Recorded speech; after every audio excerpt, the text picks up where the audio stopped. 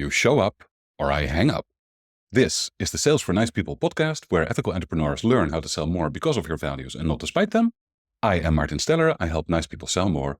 And a while ago on LinkedIn, somebody asked, hey, how long do you wait for a buyer to show up to your Zoom meeting? One person said, oh, I'll give it a couple of minutes. Somebody else said, maybe 10 or 15, it depends. And then somebody else said, oh, I'll give it easily 30 minutes because it's good to be lenient with your time. No, it is not. The worst thing that you can do is be lenient with your time. For one thing, your time is your scarcest and most valuable resource. This should not be squandered simply because a buyer or somebody else doesn't have the time or the respect to show up on time or to send you a notification that they're going to be late.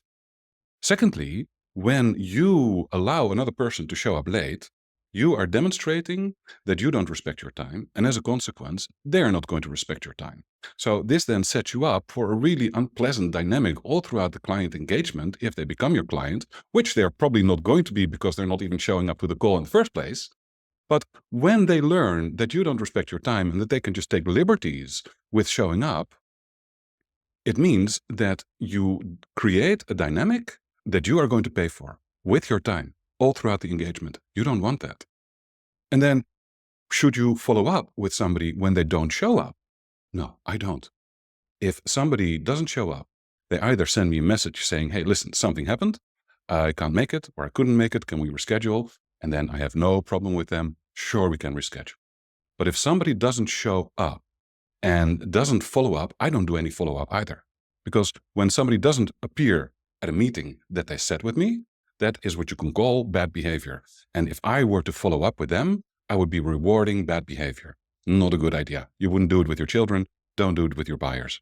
So set yourself some rules. For me, it is 5 minutes. When I have a buyer meeting, whether this is the first meeting or the 5th meeting with a buyer, doesn't matter. I wait for 5 minutes. If by then they don't show up, I log out.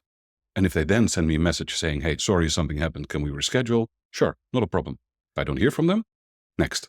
I move on because I'm not here to let somebody else waste my time or disrespect my time. What rules do you have in place for protecting your time where it comes to dealing with buyers? Obviously, just a side note, this rule for me does not apply to client meetings. When a client has paid me and they don't show up on time, obviously, then I ping them and I say, hey, are we on for today? Did anything get in the way? Should we reschedule? What I'm talking about today is only to do with buyer meetings. So, what are your rules for protecting your time where it comes to dealing with buyers? Let me know in the comments. I'll see you tomorrow. This is Sales for Nice People. Oh, and if you want to get a short daily email in your inbox, go to martinsteller.com/nicepeople, and I will see you tomorrow.